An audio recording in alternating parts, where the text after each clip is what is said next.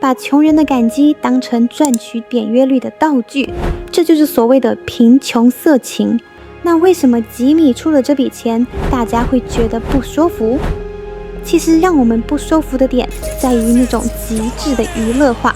當一個原本該是由社會體制去解決的醫療或生存問題，最後卻必須透過一個網紅撒錢拍片剪輯，當善行必須包裝成馬戲團表演才能獲得關注。這究竟是吉米的功勞，還是這個時代的悲哀？ Hello， 大家好，歡迎來到傳奇書籤，我是阿水。在歷史的大書裡，我們看過很多統治者為了權力去征服土地。但今天我們要聊的是一位在虛擬世界裡征服了全人類注意力的國王。你一定看過他的縮圖，浮誇的驚訝表情，背景堆得像山一樣的美金。他會把人關進裝滿鐳射光的房間，或者買下一座島送給陌生人。沒錯，他就是全球 YouTube 的絕對王者 Mr. Beast 吉米當納森。很多人看他的影片，覺得這不就是個很有錢的暴發戶在撒錢嗎？但說實話，阿水在深入復盤他的成名史後，心裡其實有一點毛悚然耶。因為吉米不僅僅是一個網紅，他是一個把人性當成代碼，把慷慨變成一場精密工業的極致瘋子。今天我們不聊他給了多少錢，我們要來聊聊一個北卡羅來納州的平凡少年是如何把自己變成一個價值數十億美金的人類注意力黑洞。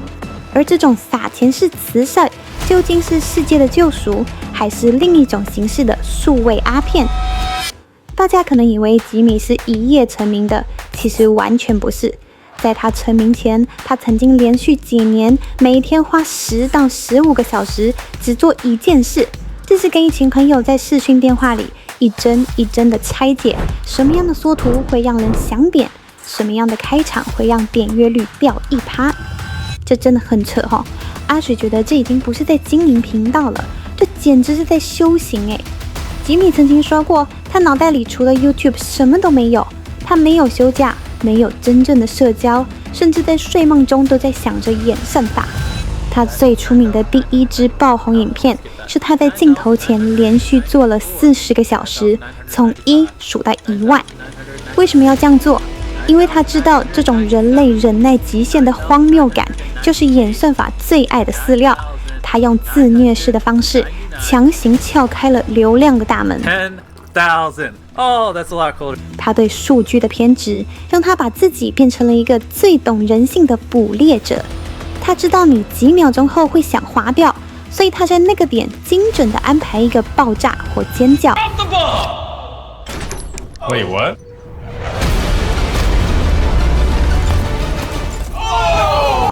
他不是在拍影片，他是在對你的大腦進行一場精密的多巴胺手術。當吉米掌握了流量密碼後，他開始做一件鮮為游擊的事，把錢全部花掉。This video, we're curing 1,000 people's blindness. 他幫1000個失明的人動白內障手術。This is the first of 100 wells we're gonna build in this video. Oh, water! 在非洲挖了100口井。We are opening the world's first free store. 買下了一整間燒廠，讓窮人搬空。這些影片看起來非常感人，對吧？但爭議也跟着來了。批評者說，這是在消費貧窮，把窮人的感激當成賺取點閱率的道具，這就是所謂的貧窮色情。但阿水這裡想幫大家換個角度想，如果這些錢是政府出的，我們叫它政績；如果這些錢是企業出的，我們叫它公益。那為什麼吉米出了這筆錢，大家會覺得不舒服？其實讓我們不舒服的點在於那種極致的娛樂化。當一個原本該是由社會體制去解決的醫療或生存問題，最後卻必須透過一個網紅撒錢拍片剪輯，配上罐頭笑聲才能被解決時，這反映出的是這個世界的集體失職。當善行必須包裝成馬戲團表演才能獲得關注，這究竟是吉米的功勞，還是這個時代的悲哀？大家有沒有發現，吉米在影片裡的狀態永遠是處於一種亢奮、尖叫，甚至有點不自然的瘋狂？說實話，這部分阿水看得很心疼。吉米其實已經成了自己一手創造的演算法怪獸的囚犯了。他不能停下來，因為他背後有幾百個人要養。他每一次的挑戰都必須比上一次更大、更狂、更燒錢。他就像是一個在跑輪上的倉鼠，跑得再快也只能留在原地，甚至要跑得更快才能維持現狀。他曾經在採訪裡隱忍過，他壓力大到崩潰，甚至覺得自己快要瘋掉。但他轉頭又得去拍一支我在孤島上生存7天的影片，對着鏡頭大笑。Why do we keep doing this? I thought it'd be fun. 在傳奇書籤的觀點裡，人不應該是成就某個指標的耗材，但吉米卻把自己變成了 YouTube 這個巨大機器的高級耗材。他犧牲了自己的隱私、自己的心理健康，甚至自己作為人的真實情感，去餵養那個永遠吃不飽的演算法。講到這裡，阿水想跟大家聊聊我們自己。我們每點開一次 MrBeast 的影片，我們其實都在參與這場關於人性的巨大驗實驗。我們愛看那些震撼的怪面，愛看那些從天而降的財富，這說明了我們內心深處對奇蹟的渴望，也說明了我們對這個平庸現實的逃避。